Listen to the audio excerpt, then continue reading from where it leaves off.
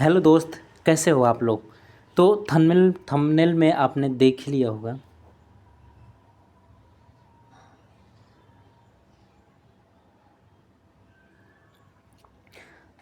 Hello दोस्त, कैसे हो आप लोग। तो आप थंबनेल में देख ही लिया होगा कि अगर इन शेयरों में आप 50-50 हज़ार लगा दिए होते तो अभी आप लाखों कमा लिए होते। खूब आराम से लाखों कमा लिए होते हैं।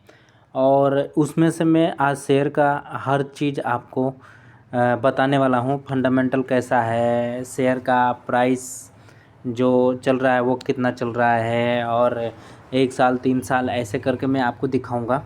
तो सबसे पहले आपका ये मंथली चार्ट मैंने लगाया है, और FCL है स्टॉक का नाम। FCL का मतलब फिनोटेक्स केमिकल सेक्टर की कंपनी है। और ये इसका मंथली चार्ट लगाया हूँ मैं, ये मंथली चार्ट है इसका।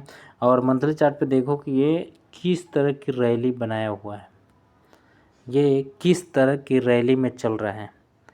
अगर ब्रेकआउट की बात किया जाए, अगर ब्रेकआउट पे आप स्टॉक लेते हो, ठीक है, और ब्रेकआउट पे मैं अगर मैं बात करूँगा तो ब्रेकआउट आपका इस लाइन के आसपास हुआ था। ये लाइन आपका ब्रेकआउट हो रहा था, ठीक है।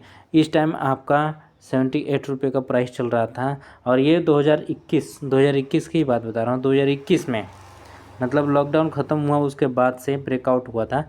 और ब्रेकआउट के बाद से 78 रुपये का शेयर अभी 371 चल रहा है। ये देखो 78 रुपये का शेयर 371 चल रहा है। मतलब आप देखो कि अगर आप 50K भी अगर आपने लगाया होता, 50,000 रुपये भी आपका लगाया होता, तो आपके देखो कि ये 600-700% तो कर ही देता ही। 600% से लेके ये 700% तो कर ही देता, ठीक है। तो ये रहा आपका फिनोटेक्स केमिकल। और अब इसका हम फंडामेंटल देखते हैं कि फंडामेंटल में क्या है।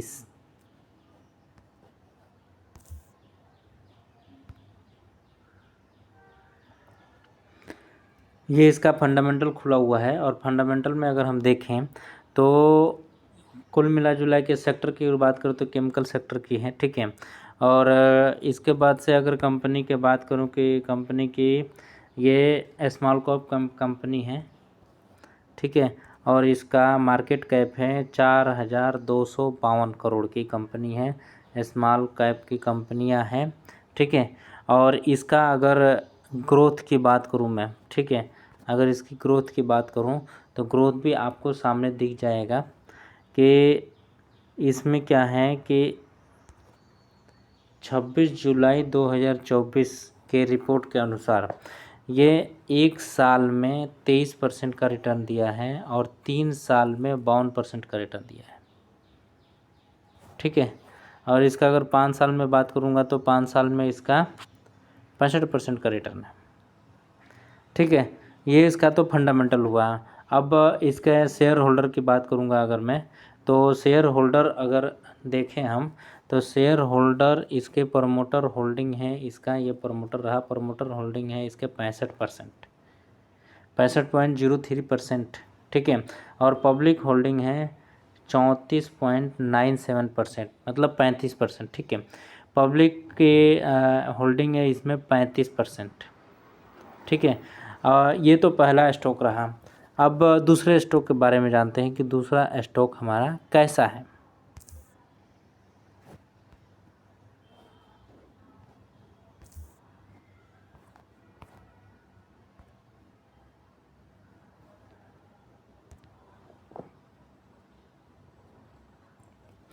दूसरा स्टॉक का अगर मैं बात करूं तो दूसरा स्टॉक का भी मैंने मंथली चार्ट लगाया है। और ये बिग ब्लॉक नाम से है, कंपनी का पूरा नाम है बिग ब्लॉक कंस्ट्रक्शन, ठीक है, कंस्ट्रक्शन की कंपनी है। और इसमें भी अगर 21 मार्च के ब्रेकआउट की बात अगर मैं करूं, 1 मार्च 2021 में ही बता रहा हूँ, 2021 के बाद से इसमें जो रैली बनी है ये इसका ब्रेकआउट का रहा, ठीक है। इसमें ये लगभग 47 रुपये चल रहा था और आज चल रहा है ये, अगर मैं आज की बात करूं तो आज ये चल रहा है 274 रुपये, ठीक है। ये रहा 274 रुपये, ठीक है। तो कंपनी ये बिग ब्लॉक कंस्ट्रक्शन, ठीक है। अगर आपको पहले पता होगा तो आप तो ज़रूर इसको लगा लिए होंगे।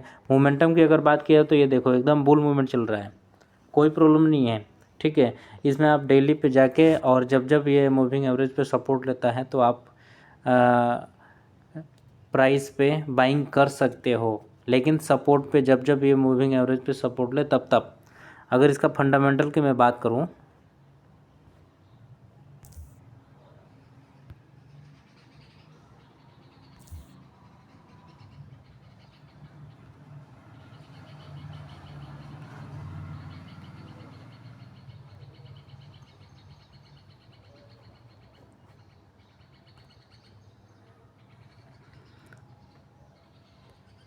ठीक है।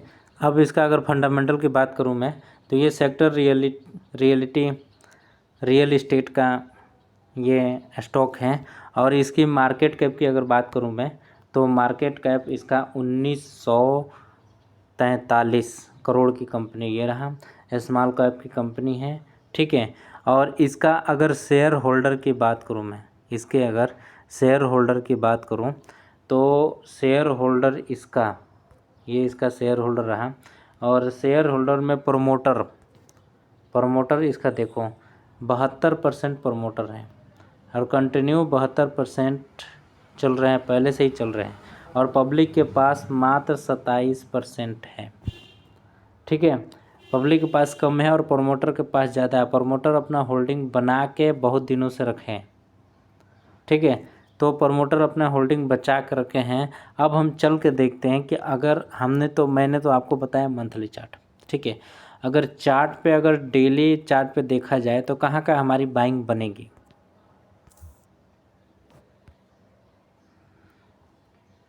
ठीक है। ये रहा मंथली चार्ट। और मंथली चार्ट की जगह पे मैं लगाता हूँ यहाँ पे डेली चार्ट। और डेली चार्ट लगाने के बाद से हम इसमें ढूंढते हैं कि इसमें अगर हमें ख़रीदना होता तो हमारी बाइंग कहाँ कहाँ बनी होती, ठीक है।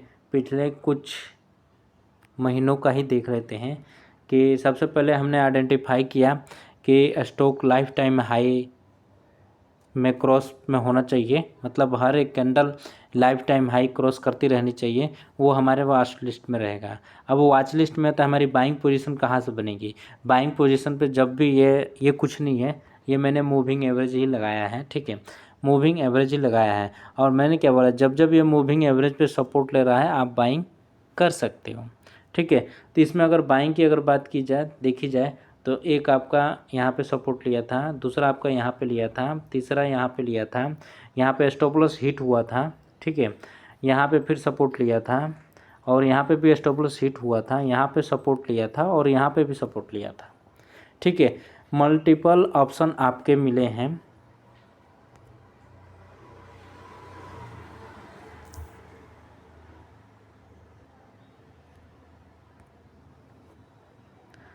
ठीक है। मल्टीपल ऑप्शन आपके हैं जिसमें आपकी बाइंग हुई है, और बाइंग में आपको प्रॉफिट भी तगड़ी हुई है। लगभग 1 2 3 4 5 जगह आपको प्रॉफिट हुआ है, और 2 जगह आपका स्टॉप लॉस हिट हुआ है, ठीक है। 2 जगह स्टॉप लॉस हुआ है और 5 जगह आपको प्रॉफिट हुई है। तो 1:2 के हिसाब से भी अगर आप ट्रेड करते हो तभी भी आपका बहुत बढ़िया प्रॉफिट बनेगा, ठीक है। अगर चलो ये तो बिग ब्लॉक कंस्ट्रक्शन है, इसमें मैं आपको एक और शेयर बताया था, उसमें भी चल के हम देख लेते हैं।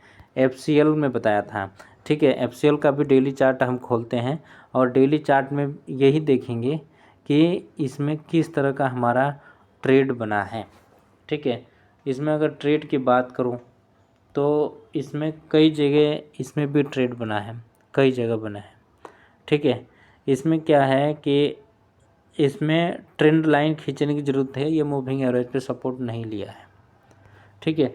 हमने एक ट्रेंड लाइन खींचा, मान लो कि मैंने एक ट्रेंड लाइन इस पर खींच दिया, जब स्टॉक इधर कहीं था तो मैंने एक ट्रेंड लाइन खींचा, ठीक है। और इसमें एक जगह प्रॉफिट हुआ, 2 जगह प्रॉफिट हुआ, ठीक है। और ये 3 जगह प्रॉफिट हुआ, ठीक है। तो इसमें भी अगर मूविंग एवरेज पे सपोर्ट नहीं ले रहा है तो हम ट्रेंड लाइन पे खींच के भी, अगले ट्रेंड लाइन पे सपोर्ट लेगा तो हम उस पर बाइंग कर सकते हैं और हमें तगड़ी प्रॉफिट होगा। ठीक है, तो इस तरह से स्टॉक आइडेंटिफाई किया जाता है। अगर आप मुझे सब्सक्राइब करते हो तो मैं आपको इस तरह का आइडिया और इस तरह के स्टॉक बताता रहता हूँ। तो बहुत सारी चीज़ें आपको देखने के लिए मिल जाएगा और देखने के बाद से आप खुद ही सोचोगे कि ये खुद सीख जाओगे कि ये स्टॉक मैं ले सकता हूँ नहीं ले सकता हूँ। कोई भी वीडियो देखते हो, कहीं से भी स्टॉक पता चलता है, वो आप डिसाइड कर लोगे कि मुझे ख़रीदना है तो कहाँ से ख़रीदना है, ये स्टॉक मेरे वॉच लिस्ट में रहेगा कि नहीं रहेगा। ठीक है, या आप सारी चीज़ें डिसाइड करने के बाद से, सारा समझने के बाद से ही आप इसमें एंट्री लोगे।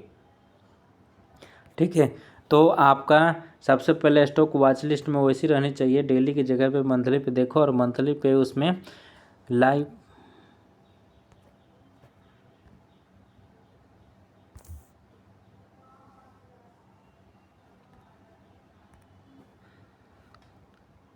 ठीक है, मंथली पे उसमें डेली की जगह मंथली लगाओ और मंथली पर ये देखो कि स्टॉक लाइफ टाइम हाई पे चल रहा है कि नहीं चल रहा है। अगर लाइफ टाइम हाई पे चल रहा है तो वो हमारा वॉच लिस्ट में रहेगा, वॉच लिस्ट में रहेगा। ठीक है, अब हमारी बाइंग पोजीशन की बात आती है। तो बाइंग पोजीशन हमें डेली चार्ट लगानी है और डेली चार्ट पे अगर मूविंग एवरेज पे सपोर्ट नहीं ले रहा है, उसके नीचे आके सपोर्ट ले रहा है, तो आप ट्रेंड लाइन खींच लें। नॉर्मल एक ट्रेंड लाइन खींच लें और ट्रेंड लाइन पे जब जब आगे सपोर्ट लेता जाए हमारी बाइंग पोजीशन बनती जाएगी। ठीक है, तो ट्रेड करने के कई तरीके हैं और कोई क्वेरी है तो मुझे कमेंट करो, मैं उसके लिए भी वीडियो बना दूंगा। और मिलते हैं हम नेक्स्ट एपिसोड में, तब तक के लिए थैंक यू।